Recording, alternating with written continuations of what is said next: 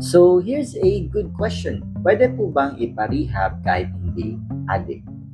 Okay, so to answer that, although RA 9165 refers to the Comprehensive Dangerous Drugs Act, like cocaine, marijuana, or shabu, it doesn't limit the rehabilitation to those substances alone.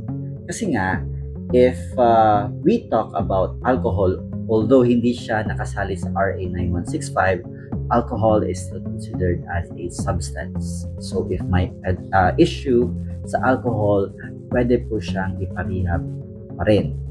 And the same goes with RA 9262, which is the violence against women and children, dahil that violation relates to behavior as well.